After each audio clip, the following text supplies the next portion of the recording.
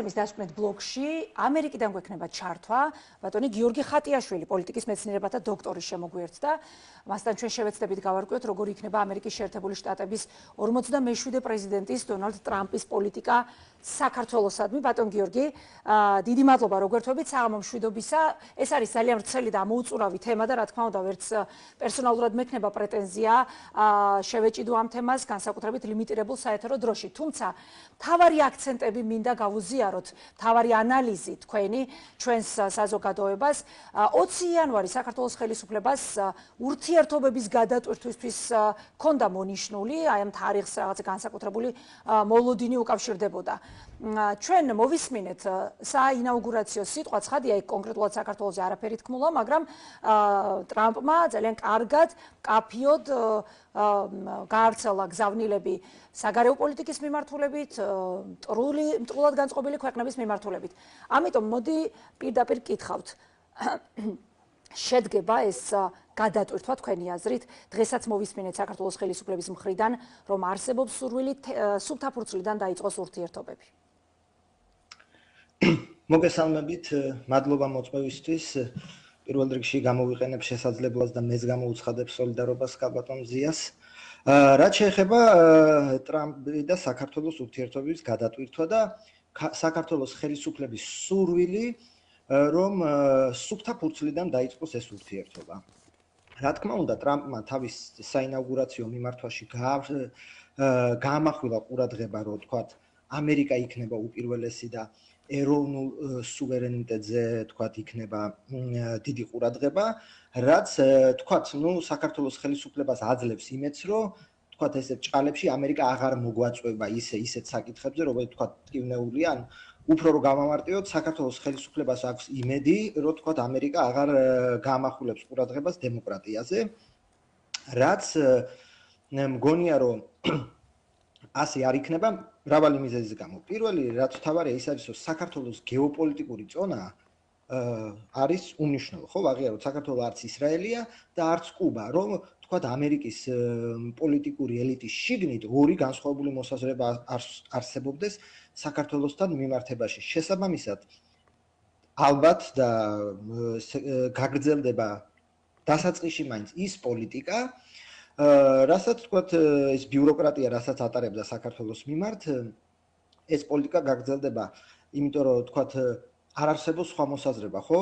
არავინ არ არის, ვინც ქართულ ოცნებას თქვათ სიტყვაში აწევს, ან თქვათ რამენაირად სხვა აზრები არსებობდეს საქართველოსთან მიმართებაში. ეს ერთი. მეორე, რაც შეეხება იმას, რომ სუფთაფურცელი მიუხედავად იმისა, რომ ტრამპის ადმინისტრაცია თქვათ კრიტიკულად არის განწყობილი თქვათ ბაიდენის ადმინისტრაციისადმი, არ ამგონია სახელმწიფო დეპარტამენტში თქვათ აპატიონ ან დაივიწყონ ხო ის ამერიკის ელჩის ლანძღვა, მეორე თქმა, რომ ამერიკის ელჩი აქ აფინანსებდა ეს საჯაროდ ხო ტვიტერზე დაიწერა ხო საქართველოს პრემიერ-მინისტრის მიერ, რომ საქართველოსში ამერიკის ელჩი აფინანსებდა თუ ხელს უწყობდა ორ რევოლუციას, რომლის მიზანიც იყო მეორე ფრონტი. მოლოდინი რომ ეხა ამერიკა აქეთ აღიარებს ბოდიშს მოუხდის და იტყვის რომ ცუდად მოგექეცით და ეხა მოდი გადავტვირთოთ ურთიერთობები, ეს ესე არ მოხდება.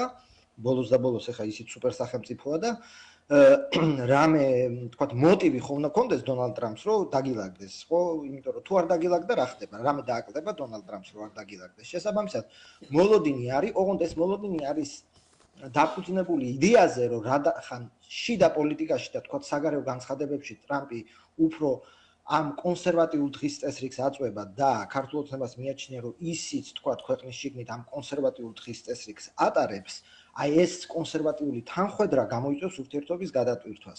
თუმცა ქვეყნებს შორის ურთიერთობები მარტო შიდა პოლიტიკაზე არ არის დამოკიდებული, ამის უამრავი მაგალითი შეიძლება და ყველაზე იოლი მაგალითია, რომ ჩინეთიც და ვიეტნამიც ნომინალურად კომუნისტური ქვეყნებია, თუმცა ვიეტნამი ამერიკის განყიდულობს თვითმფრინავებს, რომ ჩინეთი დააბალანსოს, შესაბამისად ის რომ თქვა შიდა პოლიტიკური ფსევდო თუ არაფსევდო თანხwebdriver გვაქვს, არ ნიშნავს, რომ მოხდება თქვა ურთიერთობის გადაწყვეტა, მით უმეტეს თუ ქართული ოცნება არანაირი შემხვედრი ნაბიჯების გადადგმას არ აპირებს. კი ბატონო, აი რადგან ჩინეთი ახსენეთ, სწორედ ამ მიმართულებით იყო მკაფიო ტრამპის განცხადება და ძალიან საინტერესოა ფონი, მაშინ როდესაც ჩვენი ხელისუფლება ცდილობს უფრო მეტად გააღრმავოს ჩინეთთან ურთიერთობები და ტრამპი, რომელიც ეიმედება საქართველოს ხელისუფლებას, მტრად ნიშნავს ჩინეთს, ეს მოსალოდნელიც იყო. ამ ყველაფრის გათვალისწინებით რას უნდა ველოდოთ? საქართველოს, რომელიც მიუტყვის ჩინეთისკენ და გაჩერებული პარტნიორული სტრატეგიული ურთიერთობები ამერიკასთან.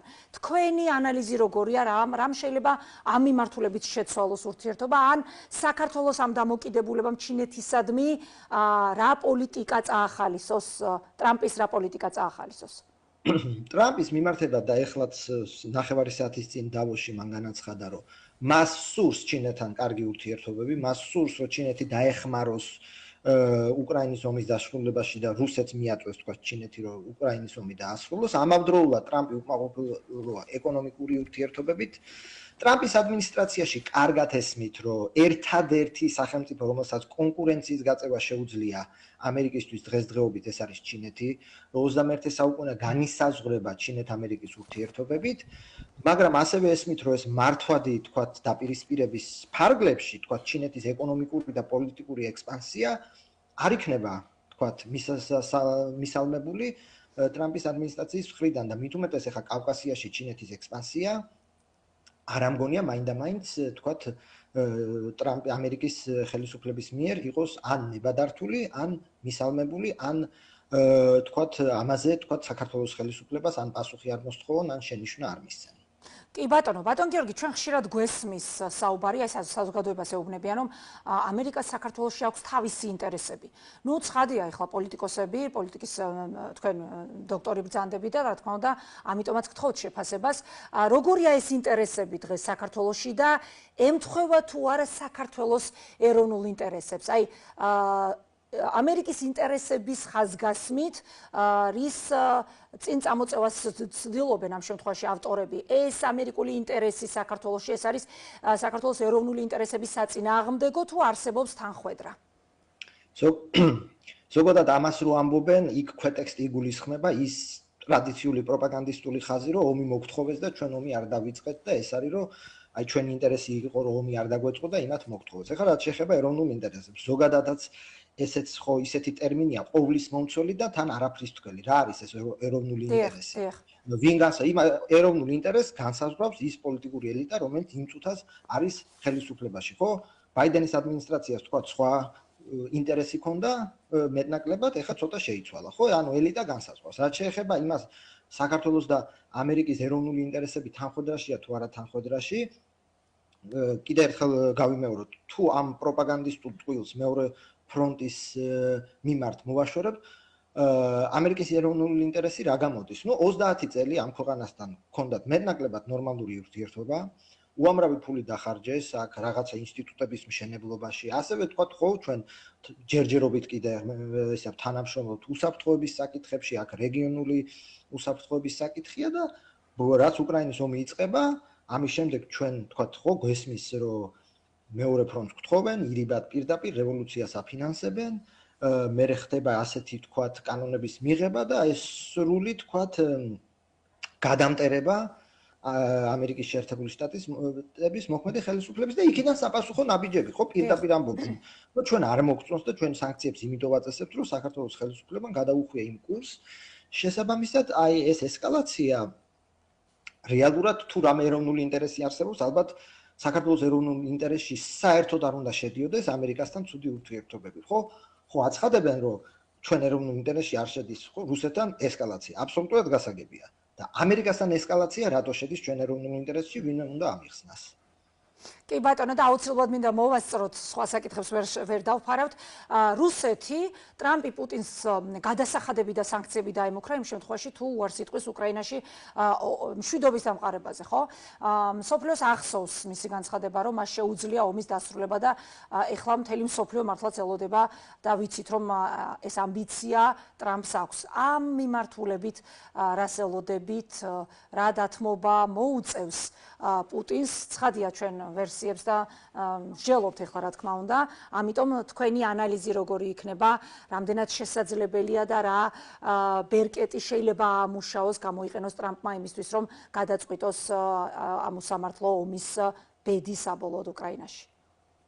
ჯერჯერობით რასაც ხედავ და რა წინარე ნიშნებსაც ხედავთ, არის ეს წნეხის კამპანია რუსეთზე, რომ ბოლომდე თქვათ და დღეს დავოშიც განაცხადა, რომ საუდის არაბეთს უნდა ვთხოვო, რომ ნავთობის მოპოვება გაზარდოს და რეალურად თქვათ გაიაფოს ნავთობი, რომ ესეც ასევე რუსეთს დაარტყამს. რეალურად ჯერჯერობით რასაც ხედავთ, ეს არის ეკონომიკური წნეხის გაზრდა და იძულება რუსეთის, რომ თუ თქვათ არ წამოყალ სამშვიდობო შეთანხმებაზე, უბრალოდ ფულს არ დაგიტოვებთ, რომ ეს ომი აწარმოო. რამდენად ეფექტური იქნება ეს სრულიად სხვა საკითხია და 2 წელია ხო ჩვენ ამ სანქციებს ხედავთ და ჯერჯერობით ომი ვერ გაუჩერებია, თუმცა ტრამპი შეიძლება თვისებრივ და რაოდენობრივ გაათმაგებას ან გასამაგებას აპირებს ამ სანქციების, ესეც ჩვენ არ ვიცით. და მეორე, არასოდეს არ უნდა გვავიწყდეს, რომ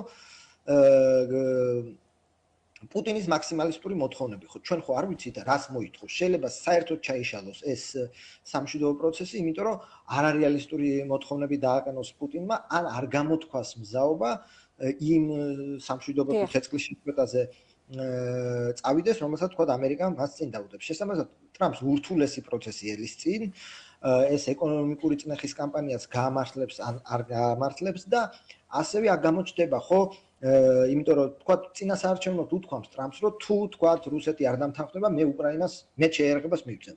აქ უკვე გამოჩნდება არის ამერიკის პოლიტიკურ ელიტაში სურვილი და შესაძლებლობა თქვა, რასაც დღემდე აწვდიან, ჩანს რომ საკმარისია რომ თქვა ფრონტი არ დაიშალოს და ისიც პრობლემატურია. გასამაგება, გაოთხმაგება იერარქიის მეთოდების ამის საშუალება და თავი აქვს ტრამპის ადმინისტრაციას, აი ესეც თქვა გამოჩნდება. კი ბატონო, ძალიან დიდი მადლობა ბატონ გიორგი, მადლობა რომ მიიღეთ ჩვენს გადაცემაში მონაწილეობა, დაგემშვიდობებით.